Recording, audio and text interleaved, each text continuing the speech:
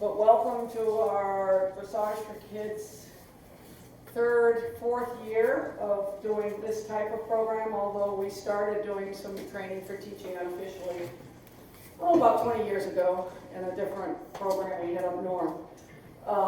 This started because I myself, and I can only speak for myself, I started teaching because I could write fairly good. Not because I knew anything about teaching. And I taught really badly for quite a long while. And I've gradually gotten a little better, but I'm still learning and working on it. Because that, I think, is the case with most of us. We know the theory of dressage and how to train horses, but do we really know about how people learn and how we can be the best teachers? So that was what started Training4Teaching within Dressage4Kids. So I hope, first of all, I hope that each of you, we have 4 sessions set up here. The first 2 are set in stone. The next 2 are not set in stone, they're semi-planned. But I would love some ideas from you all of what you would like to hear about. Remember, it's about how to teach, not what to teach, not dressage theory. And any speakers that you think might be good that could come here to do it. Those of you coming in, if you want to grab some food, those of you coming in late, no. Anyway, I want to thank Toonie Page and Still Point Farm, who's been very supportive of this program from the very, very beginning. I want to make sure everyone knows that during the trainers conference in 8 or 9 days, the Monday evening, Dressage4Kids is doing a Training4Teaching program. We're going to be talking about coaching at shows. We have Ashley Holzer talking about coaching the top international riders, Olivia LeBoy-Wells talking about coaching the advanced young riders, North Americans and festival and so forth. Jen Baumer talking about coaching amateurs and a little bit about para riders. And then Louis from, what's your first name? Marsha. Marsha Lewis from Texas talking about working with the little kids, the young kids, the new ones to coaching. And that's at a different venue. We have the information up there. We try to get it out. If anybody has any questions, let me know. As usual, our programs are free. We do appreciate those who have donated a little bit to help us out, to feed us, pay for the room and so forth. But we do want to make it possible for everyone to participate if possible. Now, our next program, sorry, I want to read it off, in 2 weeks is with Laura King. And she's talking about the 7 keys to developing mental toughness and avoid burnout. Something a lot of professionals run into. Being an equestrian trainer can be physically and mentally demanding, and developing mental toughness is crucial to avoiding burnout. Laura will teach you 7 keys to help you cultivate mental toughness and maintain resilience in your role as a trainer. So that's in 2 weeks here again. Again, I just want to ask that you, sorry, Alex, give me any suggestions, rip out a little dirty piece of paper, whatever. And I want to make sure everyone knows about, because man, is it hard to get information out to people where they read it, that they notice it, whatever. But Dressage4Kids started a scholarship program about a year and a half ago. I go to a lot of symposia and clinics to watch and learn, and it's something that's been in the back of my mind for a long time. But I was at a Stephen Peters clinic up in New York, and there were about 30 people auditing over the 2 days, and it was just superb. And I think I was the only professional there. A lot of amateurs, a lot of just people enjoying and learning. And when I would talk to trainers about it, sometimes they'd say, well, things are always on the weekend, and that's when I have most of my lessons, and I can't afford to be away. So I thought, okay, we're going to try to help that. So we have a scholarship, our ongoing education program, where we will give up to $500 to enable you as a professional to go somewhere and get some education, whether it's going to audit a clinic or, you know, what wonderful education we had the last 4 days with the Dover clinic and watching 4 different trainers, or just go. And I know most of our very good trainers, if you say, can I just go and sit under a tree and listen to you teach for the day? Basically, the way I feel about it, if they say no, you probably don't want to be watching them. So I just want you all to know, because even though we've been publicizing it, people, when I ask people about it, they go, I didn't know about that. So now at least all of you know about it. So that's all I have to say, and I'm going to turn it over to Allie, who needs no introduction. Yes, you may. Okay, I can have the mic. Thanks. Really nice to be here tonight. I have a couple questions to start, though. How many of you were at this talk that I did in 2020? Just raise your hand. So about half. That's good. How many of you have ridden with me? Whoa. Good. About half again. How many of you are actively teaching and coaching in your business right now? Good. So quite a few. That's really good. Okay, at the end of this, I'm going to have a couple tasks for you guys, and if you didn't bring paper or a pen, we will find some for you. But I would like everyone here to come up with 3 analogies about riding, and 3 phrases that sort of resonate or speak to you also about riding. So I will get into the analogies, but like I just heard as I was auditing at a clinic, Nana Merrill said, you know, strong seat, soft hands. That really like resonated with me. So I'm going to ask all of you to come up with some things, because what we'd like to do is, and this is what we did in the first talk, is we compiled them and then we sent them all out to you. So it just adds to your base of knowledge, and it also helps me steal everyone else's great ideas, because I'm always looking for new things to say. So this is a talk that I sort of rehashed that I did in 2020 about teaching and coaching.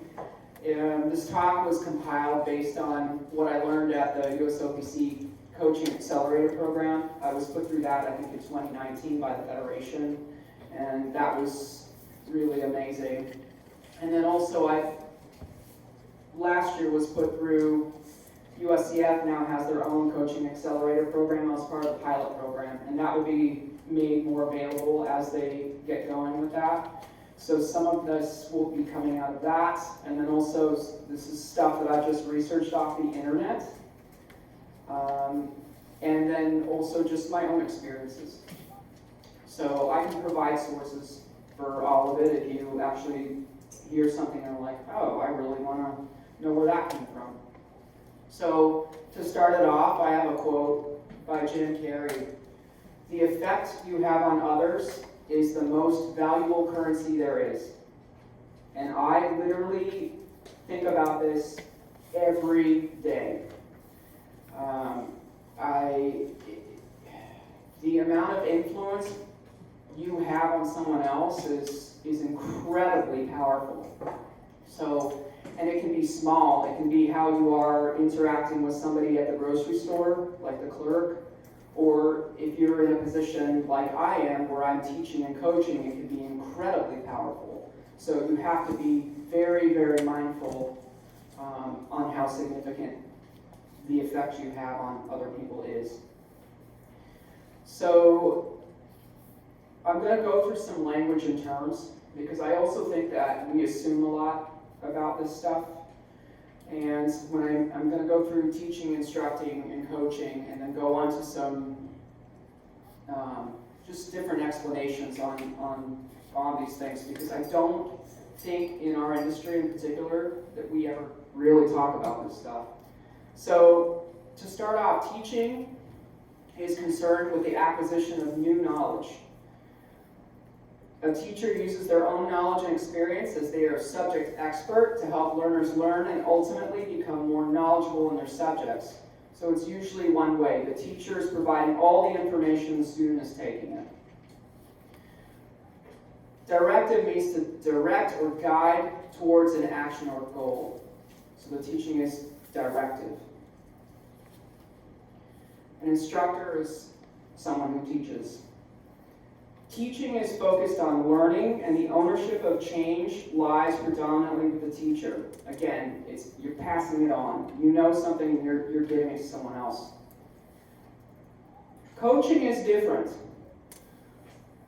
The role of a coach is to help you refine and develop skills and abilities that you have already learned for the most part. A coach helps you facilitate, make easier, your own problem-solving and decision-making skills. A coach focuses on specific goals and provides advice and guidance, and a coach boosts your performance. This can oftentimes be two ways. So with inexperienced riders, I am almost always just teaching and instructing, and with experienced riders, I am more often coaching than teaching. With the experienced riders, it's much more two-way and more like a dialogue going on. My best trainers have been a hybrid of an excellent teacher and a coach. Some of my best teachers have not been good coaches, and some of my best coaches have not really been good teachers. So that there is sort of an interesting paradigm about that. I strongly encourage you to seek out and learn who is good for what, and use them in their highest value that way. And don't expect them, if they're a terrible coach, but they're a great teacher, don't expect them to be coaching you at the horse show. Like, figure that out. Because in the end of the day, too, if you're competing, you're going to need, at least ringside, whoever gets you to your best ability in that moment. So there is something called a coaching continuum. One end is directive or push, and this is where the teacher is directing the conversation, knows the answer, and pushes the coachee or learner or student towards the knowledge they need. That's what we're doing when we're teaching. So this is the push. The other is non-directive, where it's considered pull, and that's where the coach assumes the student has the answer already.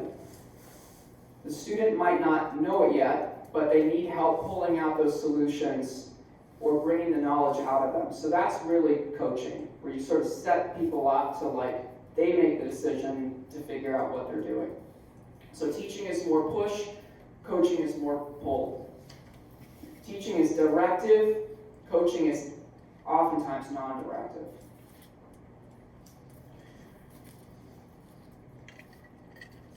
What, why, and how? What are we doing? Why are we doing it? And how are you going to do it? So what interests me the most when I go and listen to other people teach is the how and the why. Because oftentimes people say, we're going to do this.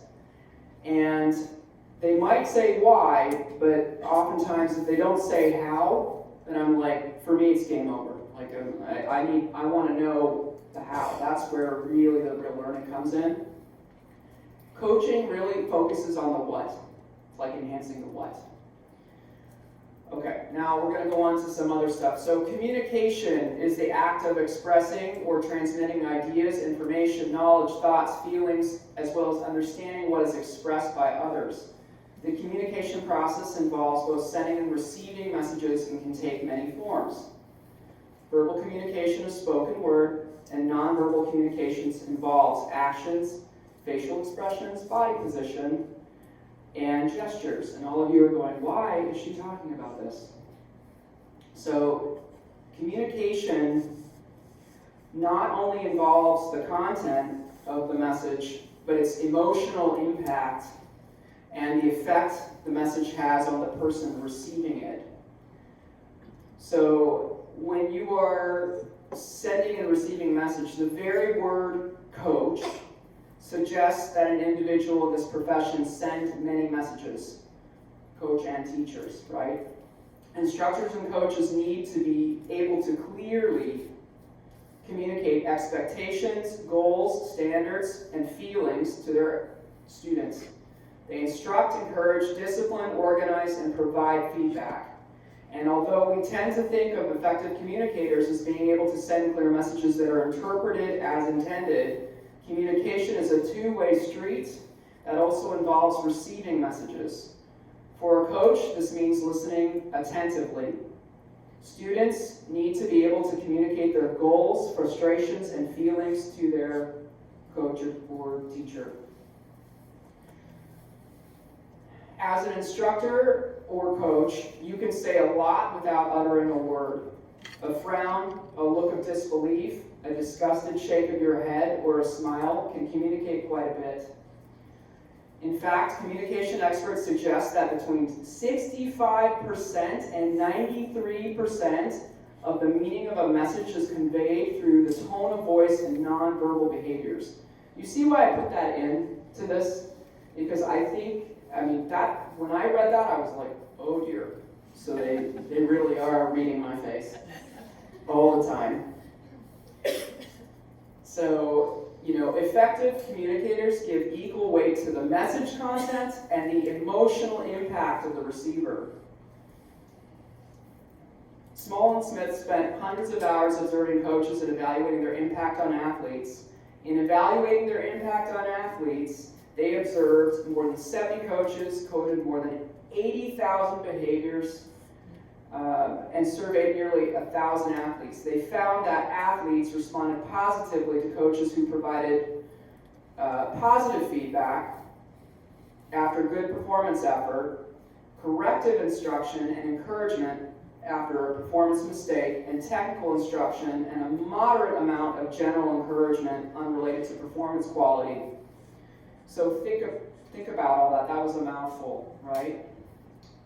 In contrast, Small and Smith found that athletes responded unfavorably to coaches who have failed to notice or reinforce good performance efforts, criticize mistakes, or provide instruction after a mistake in a critical fashion. You will have to correct people, but it's really how you make them feel about it that matters.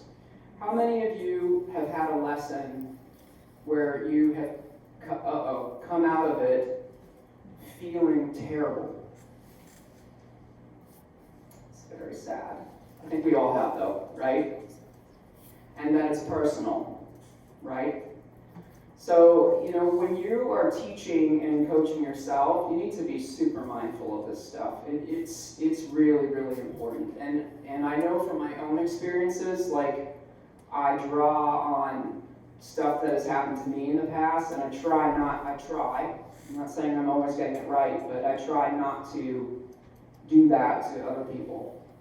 And I relate a lot of this to horse training. Like, my horses respond best when I make my intentions and requests clear, make the boundaries of respect black and white, keep a sense of humor, reward and ignore mistakes that are unintentional, encourage them to keep trying. If you are only communicating to them what they have done wrong and never acknowledging what they have done right, at some point they will retaliate or just stop trying, right? So I want my horses and my students to always keep trying and doing. I don't want them defeated at any cost. I'd rather them feel like they didn't get anything out of it than them walking away feeling humiliated, right? Or kind of not worthy. That's the only way I can think of it. And also understand that, like horses in training, there are zones that you're going to encounter in your teaching or in your lessons and at horse shows. And this is something that I learned from Jan Brink. You've got 3 zones. You have a comfort zone, which is like your warm-up. You've got a stretch zone, which is maybe new material or you're really pushing something. And then that can be something that you're trying to master, or something physically, mentally, or potentially emotionally challenging. And then you have the panic zone. And I think good teachers and coaches, you have to and horse trainers, go up and sort of figure out where the ceiling of the panic zone is, but your job is to never perforate it. You never go through it. So that's what destroys people and horses, but you do have a responsibility to go up and figure out where that line is. Otherwise, you're more than likely going to stay in the comfort zone, even if you think you're in the stretch zone. All right, I'm going to go into language, use of language now. So internal versus external cues. Language is super important. Lawrence Spryzer suggests to read lots of books about lots of other things and expand your vocabulary so that you aren't limited in your words for description and explanation. Sounds so good. I miss the days when I could sit down and read at night. I can't do that anymore because I have a toddler. It's just not happening. But these are really important. So internal cues constrain the motor system by asking the student to focus on one part of their body at the expense of the whole. And we use these a lot in dressage. So examples, eyes up, head back, versus look between the ears, which is more directional. Elbows by your sides versus hold the washcloth under your arms. So those are wrists flat versus point your thumbs towards the bit ring. So you can see I'm saying very internal cues go directly to a body part. And I had to, over the last 4 days, I had a couple kids that I really worked on their position with, and I had to continually go back to very specific body parts, which I know in the end they need to hear that, but I'm going to start trying to look for external cues to help them, because you can only use so much brain power to focus on so many things, and I think it's like 3. I think we're capable of thinking about 7, but it's really about 3. So external cues direct attention towards the relevant movement, allowing the body to self-organize to a preferred movement solution. And that's really no references to the body necessarily. And you can reference the horse, but even going back to what I just said, look between his ears, that's going to get the rider's eye point and line up versus talking about their head. So, that's why I want to go at the end of this, I want everyone to provide some analogies and some language of what works for you, but to really think about it. So, external cues are directional, so towards and away, for example.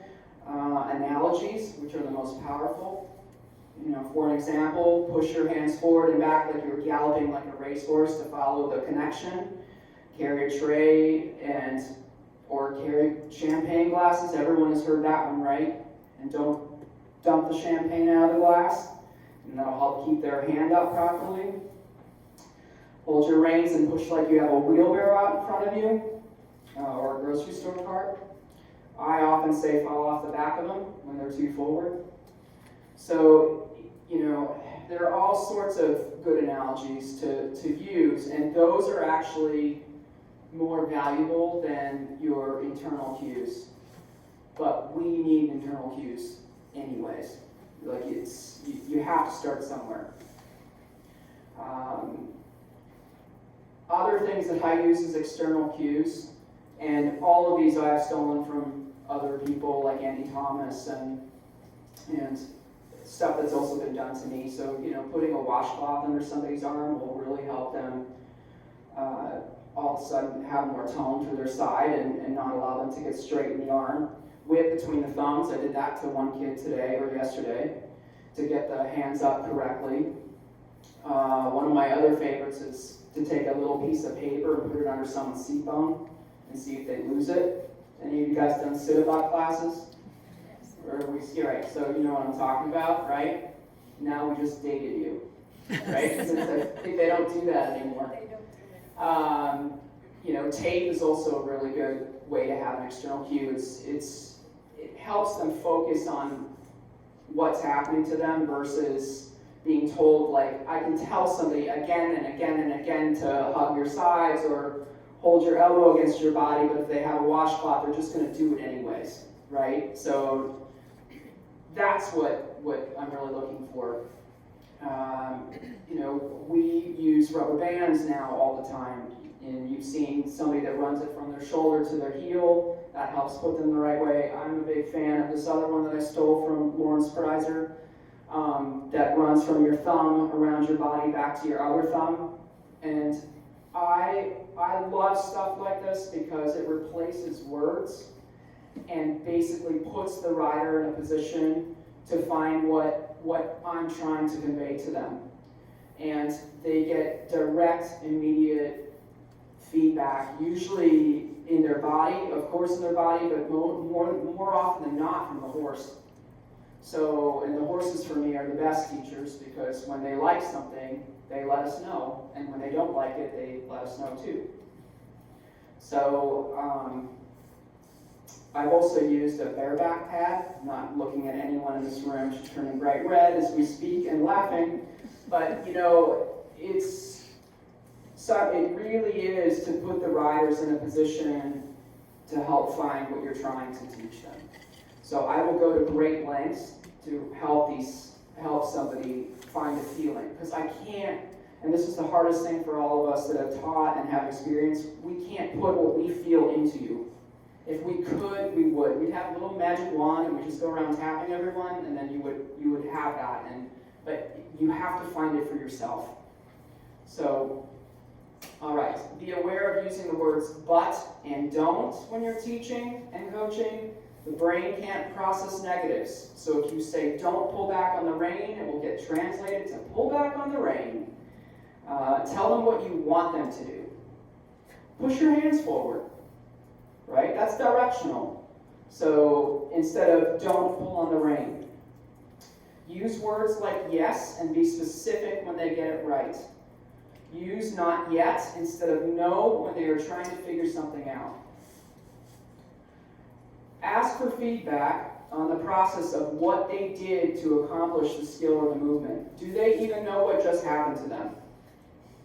Right? Some people don't, and oftentimes it's very fast. So I'm always looking to see, can they actually just tell me what happened? When I work with someone new for the first time, I always ask them what they want to work on and what goals they have for short-term and long-term. I ask for as much history and information about the horse and themselves. Have they competed? At what level? What have they been training with? Any soundness issues? Any rider physical issues, etc. And then I usually, the first time I see them, I ask them to ride like I'm not there. And I just go kind of quiet and I just observe. And I assess the situation and decide what the biggest issue is. And many times it's not really what the rider wants to work on. So I try to redirect them and go to what I address as the most important issue. And I can tell you, even coming off this clinic I just did, not one kid told me they wanted to work on their position. And I had a bunch that's all they did with me. Because to me, I can't get beyond something fundamental like that. So I have to make a choice in the moment and say, no, we're not doing that because you're not sitting properly.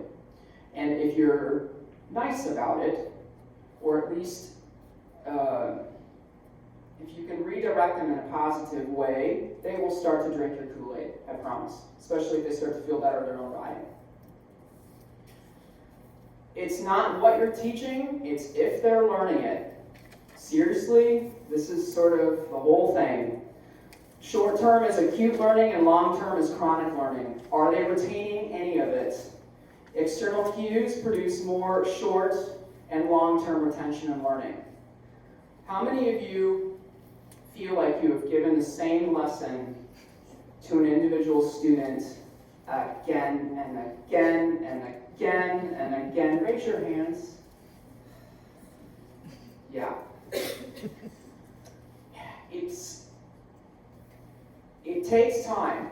It takes a lot of time. And we have learned, like in studies, people really only retain 18% of something they find favorable or that they're enjoying doing. Think how little that is. It's like nothing. So you are going to be repeating yourself a lot.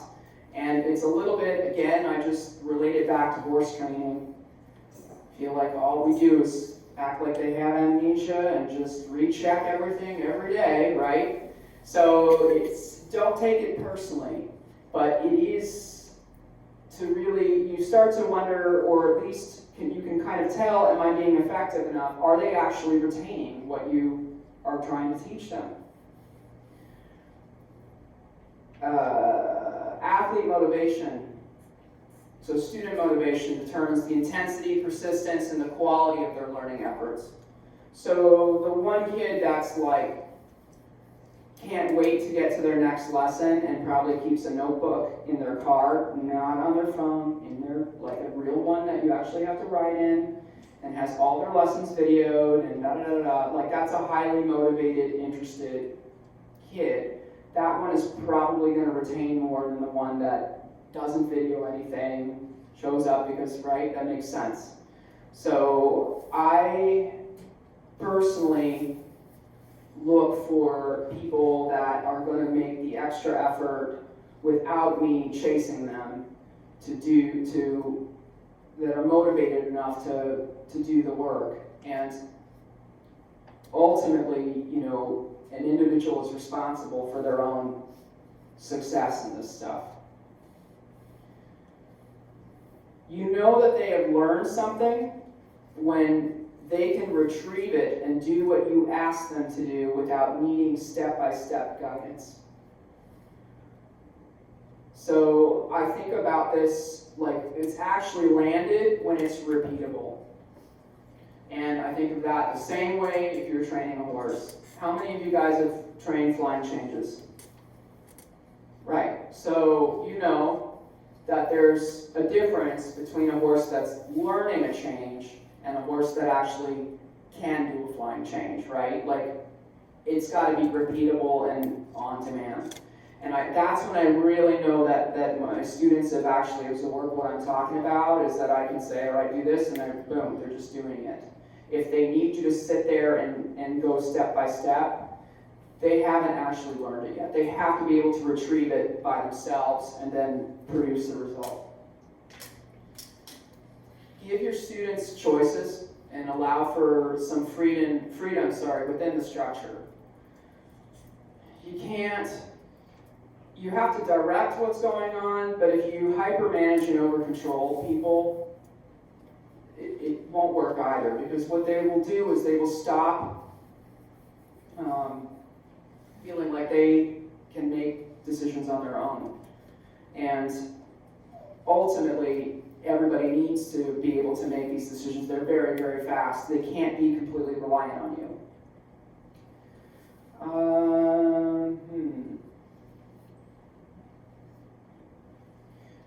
Try to make definitive, measurable objectives. Try to say, all right, today we're doing this, and we're going to do it like this, and have a plan. That way it's not so random, and also, too, for the horses, people and horses like structure. You know, think about, too, like I think about goals as being a ladder with rungs. And that you're going to step up those individual rungs to get up higher. And then that way I know that I have to go from step A to step B to step C. And I try to really implement that in my own training and teaching. Encourage a growth versus a fixed mindset. So growth mindset is how much your basic qualities can be developed, versus fixed mindset is that they're not changeable.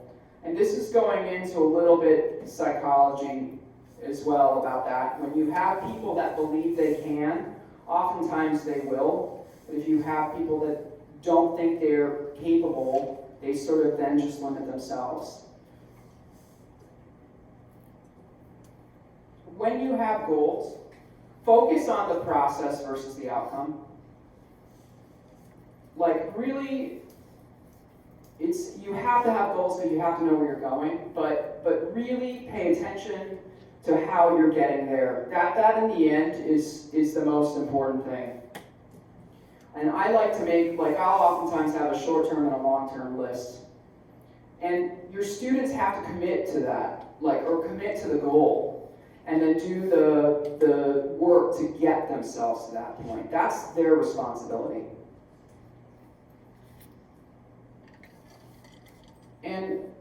coaches, trainers need to clarify expectations. So, and what does that mean? That's so that both of you, your teacher and the student, understand what we're doing here. Like, what's the ultimate plan? What are we learning today? Clarify this, talk about it up front, instead of just sort of, again, not having a plan or direction. You want to listen versus yell, and then you want to know when to be quiet, too.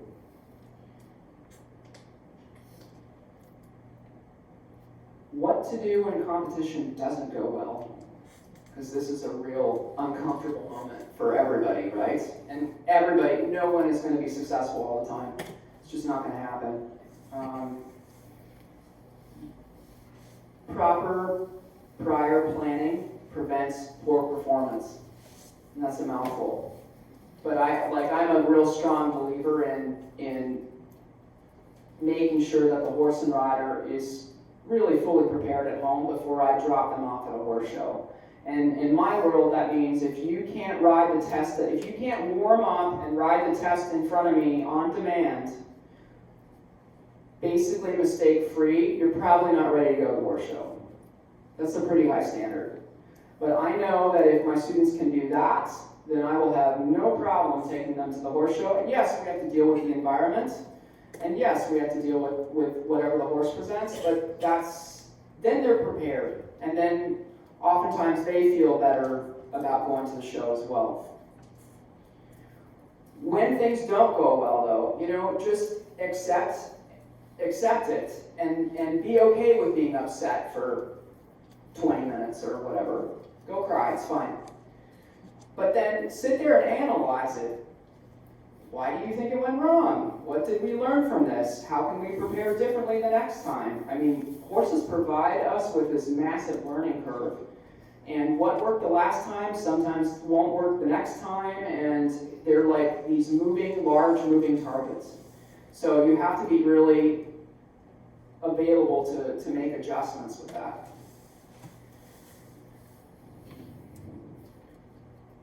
And try to, regain perspective.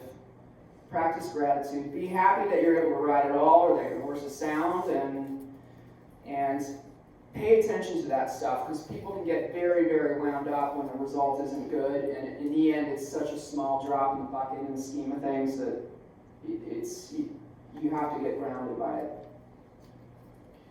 One of the best things that was said to me when I came out of the ring, when I had rides that weren't my best, was Michael Barrison used to say to me, "We'll fix it," which always made me feel like there was possibility for change, and that it wasn't necessarily, maybe it was my fault, but it was never personal. And I love that. I take that forward with me, with my students as well.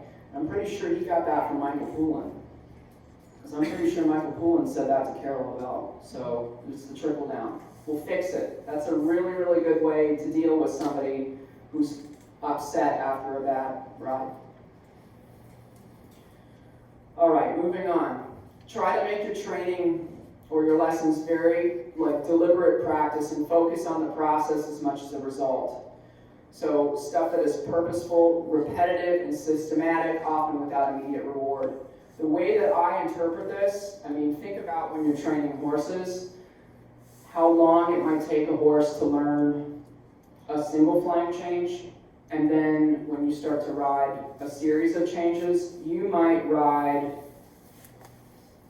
thousands of lines on a diagonal or on a quarter line, trying to get to that place where your horse is finally competent enough that when you call it up, it's there.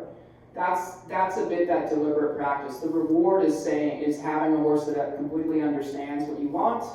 It's always repeatable and reliable, and then ultimately that you can take to the horse show, and it does it in a good way. That's not an immediate reward. That's like years out of your life being shaved off training. But you have to be able to put in that systematic, deliberate practice to get to that point.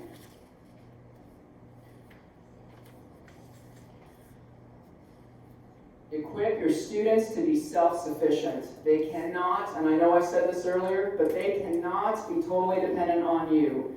They must have time to practice on their own.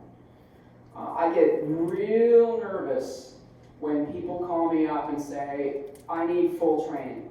Well, what does that mean? Well, I need lessons minimally 4 days a week. And I'm like, oh no, this is going to be hard. A, because I don't have enough time to do anything anyways. But B, your students have to have time to practice what you're teaching them on their own, and they have to be able to make the mistakes on their own and start seeing if they can pull out the right answer without you standing there. That's when that's when they're actually learning, and that's retrievable. If you're always there supporting them, in the end, they're oftentimes not even capable of making a decision in the moment. So I've personally been in situations where I've been in very intensive training programs for extended periods of time, and then also just not been able to get a lesson for weeks on end. And you have to be able to go through both. But I'm very careful about having people not get too dependent on me. And it's easy for me now because I'm just like, oh, I'm too busy. I have too many students. Here, you can have this slot. But in the end, I think, at least the professionals that I work with, they get really good at what they're doing because they're forced to problem solve on their own. Do not give up hope. Many of the people who take longer to learn often end up surpassing the talented because they have put in the effort. So there's the other piece of that too. I don't really consider myself an overtly talented writer, but I am very, very willing to make a massive effort to get better. And I continue to be that way. And I think that's what in the end probably has helped me get to where I've gotten to. Try to embrace green frame thinking, which is it's possible, versus red frame thinking, which is it's not possible. Like, that's almost half the battle, and I know I spoke about this earlier. The people that actually believe they can probably will, and the ones that are already saying it's not possible, you're almost dead on arrival. So pay attention to that kind of stuff. Don't override your emotions when you're in stuff. Try to acknowledge and manage them. And I'm saying that leading up to, how many of you have had students that suffer from paralysis by analysis? Yeah, which is almost like the worst, right?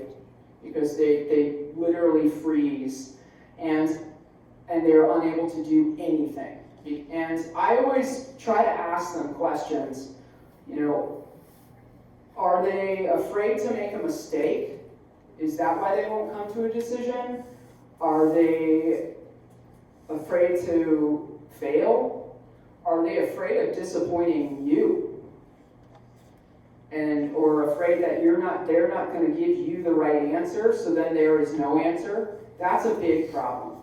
I'd much rather have somebody come up with something than be too afraid to do anything because they're afraid of what I might say to them.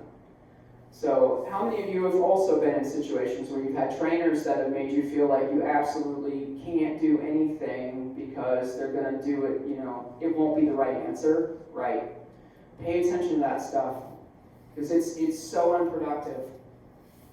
I really, when I have people like that, I really try to ask and feel out and find out what the root is of it. And oftentimes it is something as simple as just being afraid to disappoint whoever's teaching you at the moment. And then if that's the case, that's a conversation that has to be had between the teacher and the student, because that's got to get worked out. Be mindful when falling into traps. And you're saying, well, what are traps? Ask questions and be curious, acknowledge, address, and reassure. I'm going to list out a trap for you. I'll never be able to do 1-tempies on such and such horse. Such and such will never learn his 1-tempies. That's a trap. So, you know, if you start telling yourself stuff like that, check facts versus feelings and be objective versus subjective. Don't ignore the challenge of the situation, but challenge it. Challenge it. Is it real, or is it just, are you just saying that because you're frustrated in the moment? And I mean, we've all had students that are like, I'm never gonna, myself included, I would like to say I am that guy. I was that guy. I'm never gonna be able to do this, right? You have to challenge that with your students. Don't let them go down that hill. And, you know, recognize if they have a pattern of doing it, recognize it and try to help them through it so that they can start replacing how they're thinking about things. Because it's super unproductive. Avoid ignoring the truth, minimizing the situation, and rationalizing one's contribution to a problem.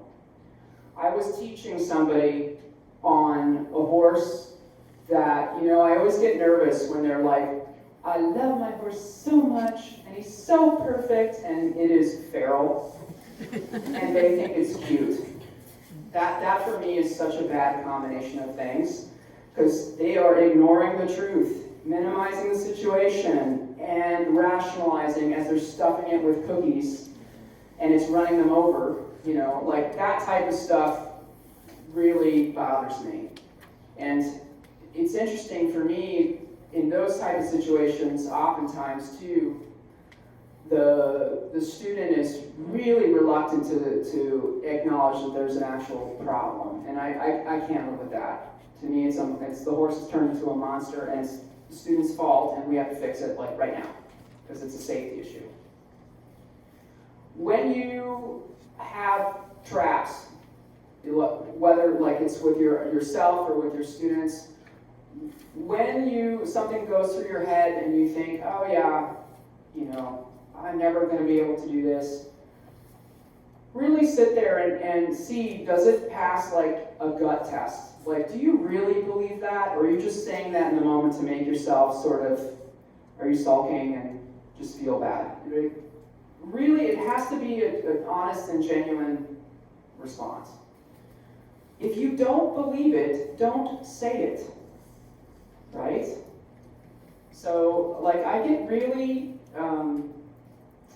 when I have students that start saying they can't, or it'll never happen or all that, I really try to take them on, because it's not true most of the time. And they're just having some sort of like emotional moment that they need a little help getting through. But be wary of the traps. And I had one student who, I want to say it was probably close to 10 years ago, or just about so, that was consistently putting herself down in sort of a sarcastically funny way. And I finally pulled her aside and I said, I don't ever want to hear you put yourself down ever again. It's not funny. And you're sort of creating your own self-prophecy, and you are much better than that. And she doesn't do it in front of me. But I think you have to be really careful with what what's the story you tell yourself about yourself. Be careful with that stuff, especially when you have goals. And that type of stuff, too, bleeds out into your teaching. You know, when your students don't do well at the horse show, like, my students don't always do well at the horse show. It's part of it. But I sit there and I go, all right, what happened? Why didn't it go well? Were we prepared enough? Are they overfaced? Is the horse overfaced? Are they going through some emotional crisis that they either have or have not shared with you? Like, there's so many factors involved, but I don't go home and feel like an abject failure because somebody didn't have a good horse show. I don't take that on. You know, I know that I've done everything that I can to help get them ready, and you guys have to do that. It's just a horse show, right? And not that you are personally responsible if your student has a disaster, because they're gonna have disasters. Anything with horses, at some point, you're gonna have a disaster.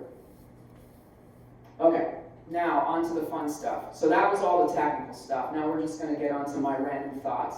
So hang on. Okay, so I know that I'm onto something when I see my students read my mind. If they take correct action without me having to cue them, that's a really happy moment for me. That means in my world they have arrived at conscious or unconscious competence. And everyone's going, well, what is that? We'll get to that. I want my students one step ahead of me. Like, I love it when I'm just getting ready to go, and they just do it. And then I'm like, oh, good, my job is done.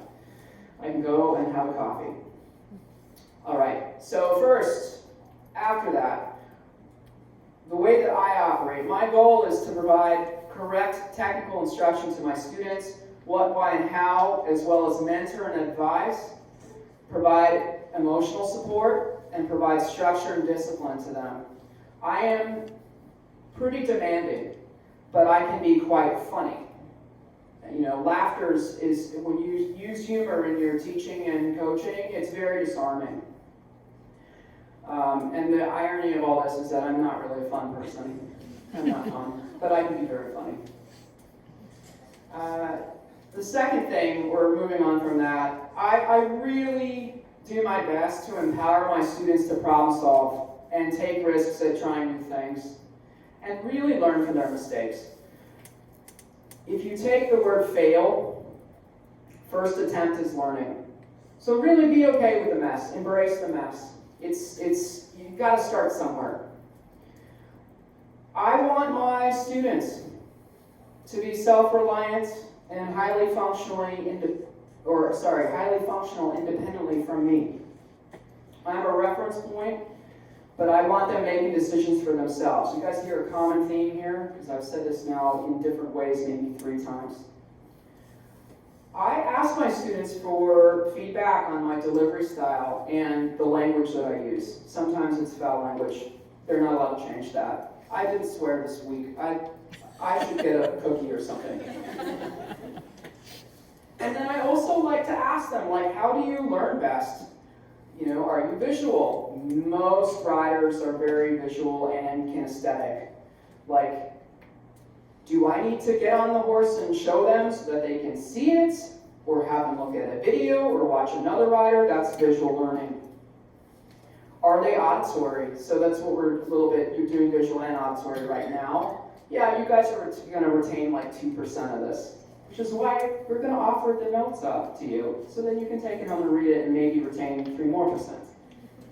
And then kinesthetic, like, are you kinesthetic? Now, I think I'm a strong kinesthetic learner. It's, what does it feel like, right? And most riders are that way. Like, I get more out of the feeling I get from my horses than anything else. That, for me, is like, ding. So, I like to remind my students that when they're searching for a new feeling or trying something that they haven't really successfully landed on yet, that it often feels like walking through a dark hallway in an unfamiliar house, looking for a door to the bathroom or somewhere, you know, and you'll sort of stumble around and not know where you're going and feel, and once you grab that doorknob and walk through the door, that's when you really land on it. You have to be careful, or not careful, you have to be accepting of not knowing as you're searching. And that's a hard one. Many people are, and myself, are extremely intolerant of that process of the not knowing. But if you don't go searching, you won't find the answer.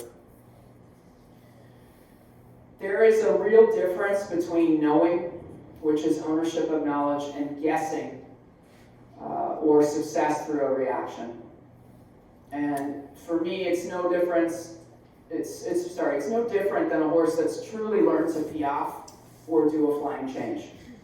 You know, they've learned the aid.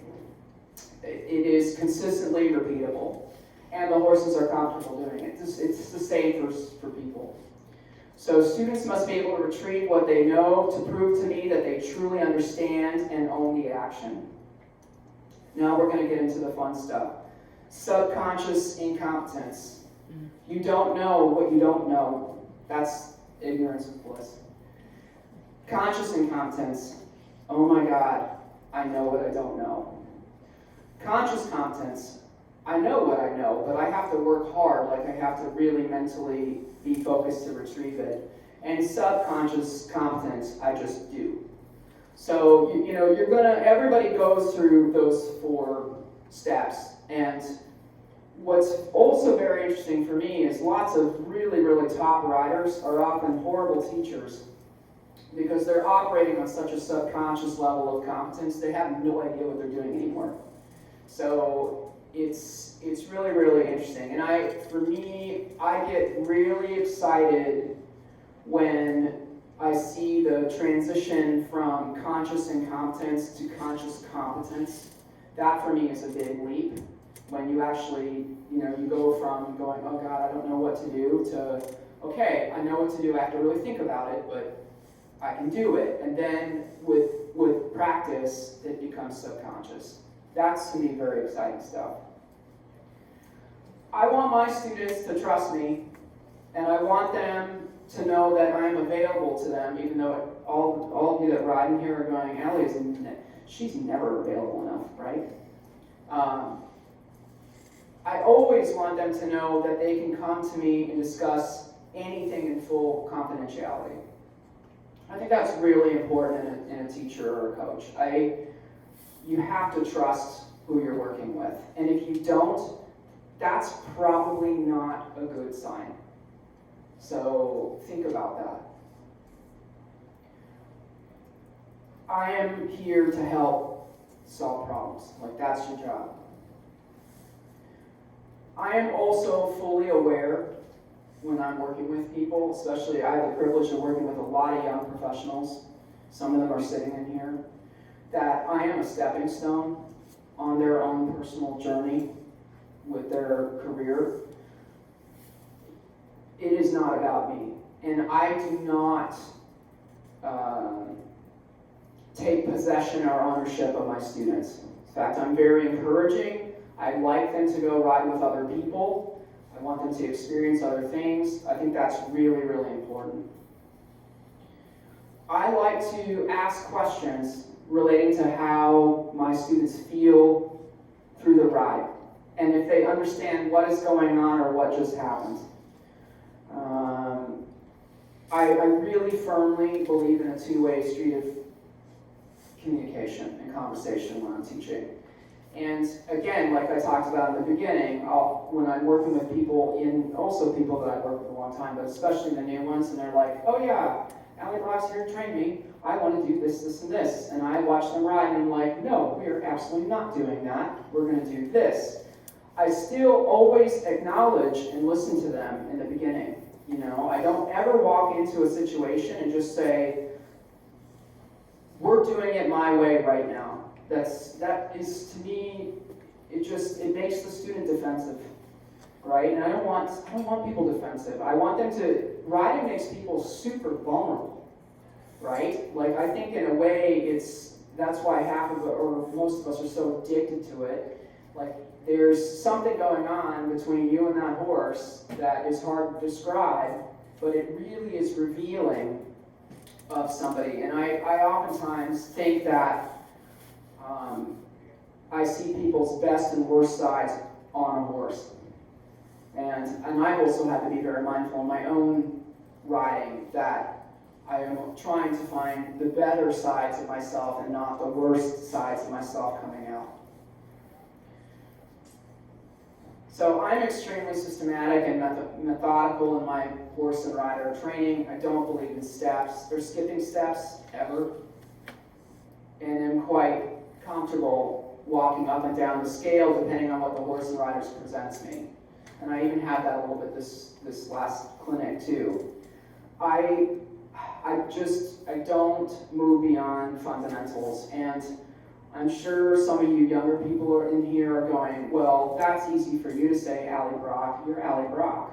So you can walk in and start working with people, and if you want to rock their world, most of the time, they're going to just go with it because of who you are. And I think as a young professional, that's really difficult because you will have a base of people that aren't riding for the same reasons you are, right? Like for me, horse training is an art. So I can't function in a way where I'm skipping steps so that somebody can do a movement. It doesn't work for my personality or for what I'm trying to do. And that's something that you guys have to learn how to manage, especially with your adult amateur base. So I gave a talk at Show Chic last spring, and I had an adult amateur lady ask me what was the best thing that, what should these guys be working on? And I was like, for the love of God, fix your seats, right? Like, figure out how to sit the trot properly, because that's more than half the problem of why things aren't working for these guys so well. But you know what? They don't want to do it. They don't want to do it. They just want to move up the levels, and that's really, really, really difficult to deal with. I recommend students to film their lessons and to keep a notebook. I have several notebooks at this point. I've even got one right now in my car that I just keep in my car. That way if I go to, am very fortunate to be able to go sit in on other people teach, then I take my notebook with me and I steal their best ideas.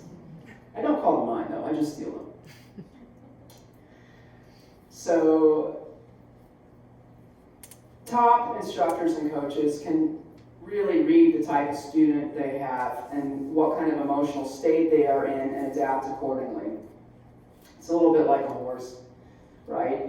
If your student is on fire, you need to calm them down, and if they are not trying hard enough, you need to wake them up. And you have to learn how to really read that properly and adapt accordingly. I personally, I bring a lot of energy to those clinics that I do, because most of these people, maybe I'll see them again, maybe not, but I want to make a big impact in a short period of time. And I tend to not bring that kind of energy in my day-to-day training. It would exhaust me. I would just turn into, Voldemort at the end, like the little fetus under the thing, right? That would be me at the end of the day. So you have to sort of also rate that too. You can only keep it up for so long. I personally struggle when I have students that I have to try to motivate. That is harder for me than one that I'm just sort of saying, all right, just come, it's okay, it's all right, slow down. So you just have to also find out personality, styles, this and that, what works for you and what doesn't, and then again adapt accordingly. I work very hard not to insult, demean, or put my students down under any circumstances. I respect them, and I expect the same level of respect from them for me. And that's another thing too. People get heated and emotional, and you've got to keep it under wraps no matter what. At the same time too, if they need a little discipline, give it to them. But you don't have to be emotional about it. When you guys are sending text messages, good morning, good afternoon, how are you today? Goes a long way. Goes a long way. Think about that type of stuff too, because here we are, we live in this weird world now, and people don't pick the phone up anymore or call anyone, right? You would never just pick the phone up and not say anything and then go straight into your sentence unless there was, right? It would be considered rude. So think about that too when you're communicating with your students. Be polite. It's not that hard to do. It really isn't. Keep reading and watching videos on how to communicate better. There is so much information out there. And try to learn more about yourself. This People's Academy program that USCF did is incorporated into their coaching accelerator program. They had all of us go through DISC profiling. And have any of you heard of DISC? Yeah. So, which is dominance, influence, steadiness, and conscientiousness. I am a conscientious, dominant, steady, like high. All those three are high, and then my influence was like this big. It's like so small you can hardly see it. And I'm not going to go into that to you guys. To those of you who know. But I would highly recommend doing one of those and just learn more about yourself. And then if you're really curious, profile your students, because that can help a lot too. And then you sort of start to get to the root of why they are the way they are, and not taking it personally. I actually have to say that if my eye is this big, when I deal with people that are large eyes, it's hard for me. Like, I have to really manage myself a little bit with that. Now everyone's going to go home and do their own profile and be like, am I a large eye? I could probably pull you guys out one by one and say, I think you're this, but if I know you. The other piece of this too is get a performance coach or a sports psychologist for yourself. Like, work on yourself. I promise you, it will only make things easier with your students. And in the end, it's anything you can do to help yourself is only going to help everyone else. I personally had a therapist for 10 years. He passed away in 2021. And if he was still alive, I'd still be talking to him at least once a week. And now I'm just like, when you're in so far so deep with somebody, I used to say to him jokingly, I'm going to talk to you till you die, because I didn't expect him to die, right? Like, not that soon. And as I used to say to him, I'm not going to start this process with anyone else. Like, this took me so long to be able to talk to you, but I still, like, I sit here and I know that if I was coming into a point where I needed some help, I would find somebody and go seek it out and do that for myself, because it would make everyone around me, their lives, much better, and especially my own life. So do that for yourself. Learn about yourself. Take care of yourself. Assume nothing, test everything. Ask questions, test everything. Your students, your horses, don't assume anything. And I will tell you, I have the real privilege of working with some really top riders.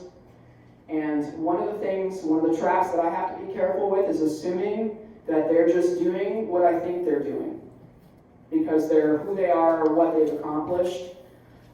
Ask questions. Find out if they actually know what you're talking about in the way that you think you're trying to convey.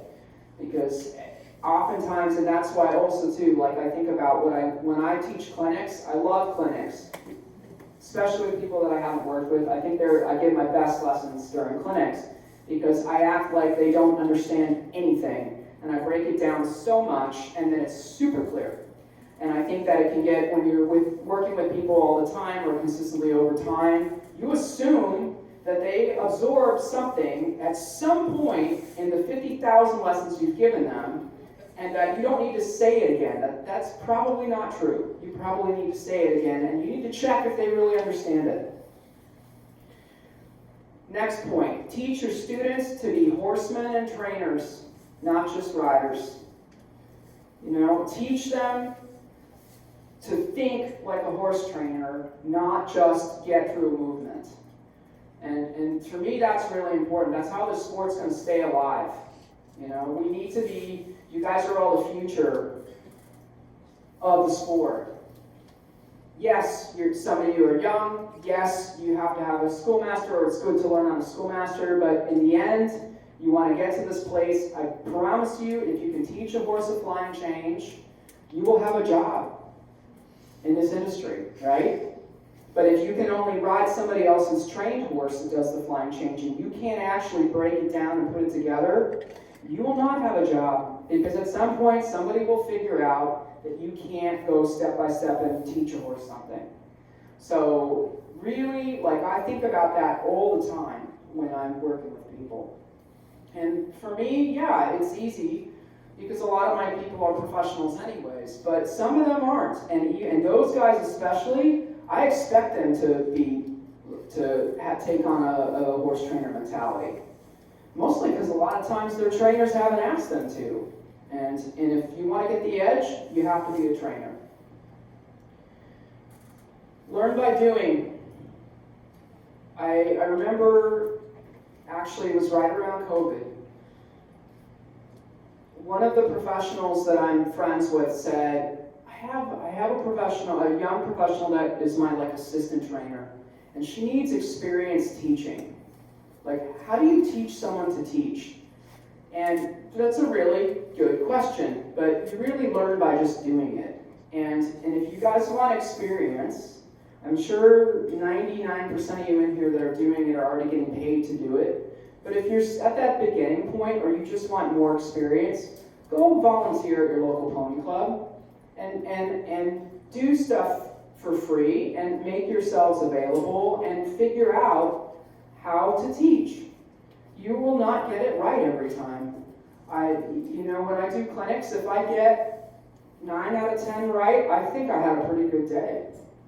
But it's like training horses too. You will not get it right every time. But if you don't go and start doing it, you're never going to get the experience you need to hone your skills. And I think, when I look back, I think I was already teaching probably by the time I was 14 years old in our pony club. So it's not like you just arrive and you teach, right? It's years and years and years of trial and error and figuring it out. And be okay if you have a bad lesson. That's part of it too. You're not going to get it right all the time. But then go back and go, why was it bad? What can I do better next time? Ask questions, be curious. How many of you are teaching women that are old enough to be your mother? Not me. Well, Lennon, you are the exception. Right? That's a whole nother dynamic to manage. And it even gets more complicated when I see kids working with their parents. Figure out how to set boundaries up with that, because that can be a really tough one. That was a tough one for me. You have to figure out how to make sure that even if you're significantly younger but you're the expert, they're still significantly older and an expert in many other ways. So try to walk that line, tread it carefully. It's not easy, and depending on the person, it can be really complex. Find a mentor or a peer group to lean on for advice, and use them as a sounding board to check yourself. If you're having problems with a student, call up one of your buddies and say, hey, I did this today, and such did this, and now they're upset at me, and what do you think, and how should I address this, or should I have done something differently, or how would you approach them? Use your peers.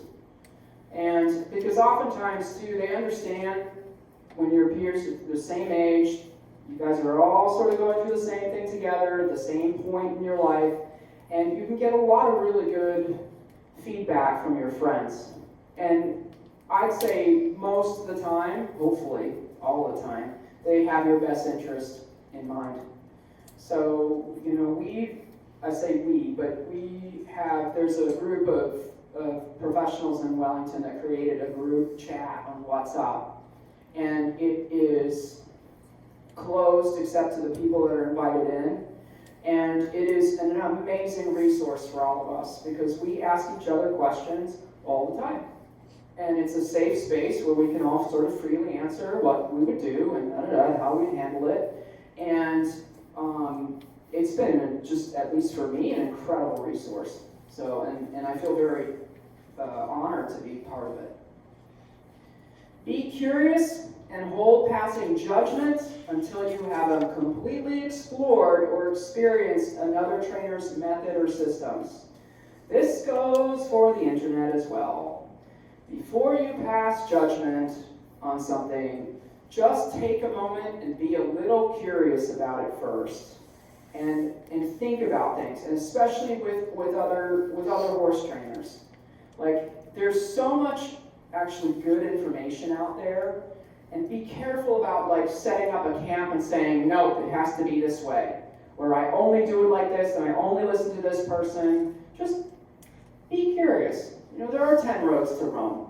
And like, I'm always interested in listening to other professionals and seeing what perspective they're coming from. Where's their viewpoint? I love it when they work with my students, because 9 times out of 10, they'll say the exact same thing, just a little bit differently, and it'll finally land, and I'll go, oh thank God, I don't have to say that 50,000 more times, because it finally being said a little differently, it landed.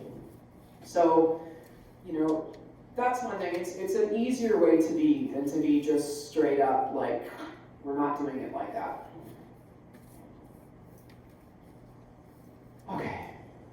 My final comment, you guys are all relieved, is the best way to learn how to teach and or coach is to just start doing it and learn from what works and what doesn't. And I also think that we have no idea how much we know until we are asked to teach it to someone else. I mean, many of you know a lot already, but until you actually are asked to give it, maybe it just lives in you and you don't know that. All right. Do we have any questions? Megan, shoot. So, kind of tricky, but Uh-oh. what are your thoughts on coaching people through fear? Specifically to do with, So hard. yeah, I mean, safety, obviously, we've all been in tricky situations. Yeah. Sometimes it's fear of what their horse might do, Yeah. sometimes it's just what if in this situation, even if it hasn't quite happened. Yeah. That's a really, really, really tough one. And I think it's context means a lot. Like, if I have a situation with a horse and a rider where I know a horse can be extremely naughty, I'm going to go above and beyond to try to make sure that that horse is set up for success and not assume that it's going to be okay. And people that are afraid, they really need to go talk to somebody. Because there's a degree, I've also seen people that are paralyzed by horses that aren't going to do anything, like literally anything. And that's almost something that you can't fix, especially in the moment. And I mean, Laura King has been really helpful with the hypnosis and stuff like that. But I would literally tell them they have to go talk to somebody. Because in the end, too, the horses feed off of that, and even if they were perfectly fine, they may not be after, being inadvertently reinforced for that kind of, with a rider that's that scared. Really tough. Really tough. Anything else? Yes? How do you work through coaching a pair or a horse and rider who aren't necessarily matched in level, like a horse that's too advanced for a rider, a horse that's too green for a rider? That's a good question. That's another really tough one. This is going to be a tough question and answer session. I can feel it already. So she just said, how do you work with a horse and rider that are not matched equally? So you have a horse that's a green rider on an experienced horse, or experienced rider on a green horse, or do you want to say green rider and green horse? Because that's for me the worst combination. Either one. Yeah, I mean, I think for me, green rider and green horse is hands down the most tricky thing to deal with. And when I have that situation, I assess the safety of it first, like 1,000%. And if I deem it as safe to go on, I go straight to basics. Like I even did that a lot this week too, where I want to make sure the communication, that the rider understands basic things like how to halt and how to do a turn on the forehand and how to walk off, like really simple stuff, and make sure that that's working. When you have a schoolmaster and a green rider, that's a little bit easier. Then for me, it's more about managing that the horse is not being completely irritated by the rider that doesn't know what it's doing. But the green rider, green horse thing is for sure the trickiest. And if it's really, really not appropriate, sometimes you have people that are like, no, I'm going to do it myself, and this and that, and they'll get hurt. You know, maybe they'll get lucky and they won't, but oftentimes they'll get hurt. But then it's a little bit your job to say, I need to ride this horse twice a week, and then you can get on after I've ridden it, or really manage the situation for them. And if they don't want to hear it from you and they go elsewhere, be relieved. Right? Because in the end, if you can't help them through that, or they won't let you help them through that, that's a recipe for disaster. Okay, someone else over. Oh, whoa. First. So, I had a question. You talked about earlier about dedicated practice. Yeah. And I believe in that a lot for myself. Yeah. How do you convey that to your students? Well, I think too, it's a little bit like the structure of the ride. Like for me, like how I think of things, I'm so structured in my training because I can't skip steps, and I would be so OCD about it that it'd be like 1, 2, 3, 4, 1, 2, 3, that kind of thing. That I try to, in my own teaching, put that in, that there is a step-by-step process to get through this ride. And I believe that leads to dedicated practice. When I have people, like for example, I'll use flying changes again because that's a really good one, right? So let's say the horse has learned a single change, and now the rider is jonesing to go on the diagonal and do a line of fours.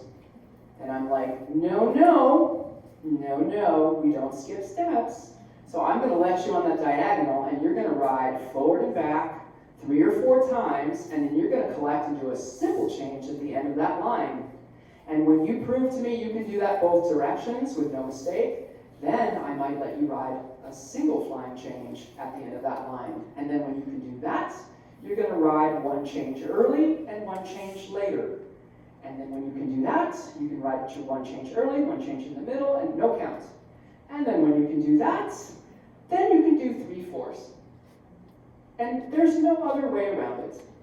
Welcome to Allie Brock's School of Training. It's like purgatory, right? But you have to put that into them. And for me, I was very lucky because I had trainers that put that into me. And I am so grateful to them. So grateful to them. And they were crazy passionate about it. Like, thou shalt not skip a step. Right? But then it's really traceable. So as you're moving up and you have a problem, you just go back down your steps and work it out again. And that's so much better for the horse too. So that's how I think about that sort of deliberate practice. And it's having the discipline to do it and not go, oh God, I just got to get this done. So, and tolerate, in a way, poor training. Corners. Yeah, I can tell a lot about people immediately on how they ride a corner. I'm like, are you like me, or are you like the others? So like when I warm horses up, I don't ride into corners. I ride off the track because I am not going into my corners because I am warming up. However, once I start my work, I am going into corners, and they will be perfect corners. So, but that is, again, that's very deliberate, right? Because the way I see it, if I ride a corner 100% of the time accurately, the odds are in my favor. What is that? May the odds ever be in your favor? What is that from? Hunger Games. Thank you so much, from the Hunger Games. But then the odds are in your favor that you're actually going to be able to do that in the horse show under duress. And the horse doesn't learn anything else different. So that's how I think about deliberate practice.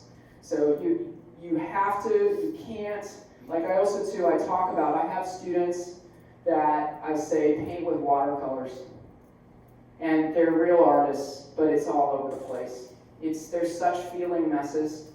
I'm like, please color in the lines. in the lines, you know? This is a sport of where we're trying to mirror things and it's gotta be perfect and then they're just, but I feel this, no, on the line, the diagonal, right? Letter to letter, not there. I don't care what you feel, right? You have to, you know, at some point you have to rein it in a little bit because it's the sport. So they can do watercolor stuff and freestyles. They still have to, though, adhere to the rules. So, you know, it just depends on the personality. You can see why dressage suits me. I like my lines. I like rules. So, okay, next question. Oh, you first. What do you do for clients that have like not disabilities, but like limitations where like they have severe arthritis or like. Yeah, you take care of them. What if they have goals that they probably cannot reach? Well, that's fine. But you have to manage them. You know, like I work with older women too. And some days they ride amazing. And some days they just can't. So, you know, it's to have empathy and be understanding about it. And, you know, you young people, I'm not even that old, but I'm sadly old enough where I've crested over that hill of 40, and all of a sudden, things that you used to hear from other people, like, oh, this is going, and you're like, yeah, whatever, shut up. It starts happening. You don't know what that means yet, and hopefully not for a long time. But you just have to have empathy and try to help them to the best of their ability. Like, I feel one of the biggest problems I see, like working with adult amateur women, is that they are unbelievably stiff and tight in their hips. So, and they have no core. So their only solution is to grip as hard as they can with their knee and thigh and stiffen their arm to try to stick on. And so I try to the best of my ability, help them find ways to use themselves better. But you know, teach and be empathetic. So Because, on those lines, yes. do you, with those students, do you throw them a bone and like let them play with the movements a little bit more? Like, do you veer off of that? Are they Right in competing? the middle? Not always. Yeah, the ones that aren't competing, I'm way more lenient. I'm like, go ahead, you want to do your watercolor stuff? I don't care, Okay. right? Then I keep it a little bit on the thing. But if they're competing, that's a different standard. So that's where I think it gets trickier. And that's when you have to sort of hold them to the line. Like we have discussions on these committees all the time about, you know, should a rider have to achieve a certain score threshold to be able to move up? I would be madly in favor of that, but then I would have somebody like hanging an effigy for me as a tree in front of Global, right? With little pitchforks and light it on fire because they want to we don't have that in our country. We are not Germans. We don't like system the same way.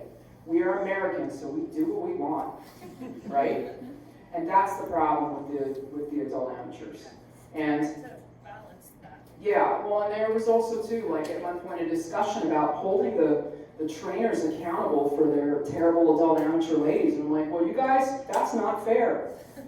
Because unfortunately, these people pay for half of our business. And if they want to go and get a 52% at 4th level, when they should really be doing training, you know, that's part of the industry. So I'm in a very different luxury because I can sit there and go, no, Allie Brock only rides lines, and we do it like this, and they listen to me. But for a lot of people, you don't have that luxury, and they pay the bills. So split the difference. Try to get them there to the best of your ability, but no. So. We have time for one more question. One more. Go ahead. How do you go about teaching a rider that feels burnt out at a young age? That's terrible. That's the place where they're not having fun anymore. And you know, the one thing that even somebody like myself, who is not fun but can be funny, is that I will play with my horses. Like, you have to get them to a place where they find it fun. And what you need to identify are they burned out because there's too much pressure from the parents? Are they burned out because they were riding not for the love of the horse, but just for the show results? Like, you need to identify the root of it. And if it's just a kid that's had too much pressure or negative show experience, go buy them a bareback pad and play tag in the arena. And play. And take the pressure of the sport away from it. And the other, how old is the kid, roughly, theoretically? 14, 15. Right, that's a tough age. And that's also an age, too, where the ones that were oftentimes very into it when they're young have other interests. And what I would really advise is if he or she has other interests and it's not horses, let them go. Because you can't make somebody love riding. Like, that is something that truly is, it is or it is not in somebody. And, you know, I'm sure all of us here are here because we love horses. Like, that was the first piece of this. So find out what the real cause of it is and see. And if she's just burned out because she's burned out, let her play. Teach her to click or train her horse. No, I'm serious. Like, play. Yeah? Good. Okay, that's it. You go, Lennon.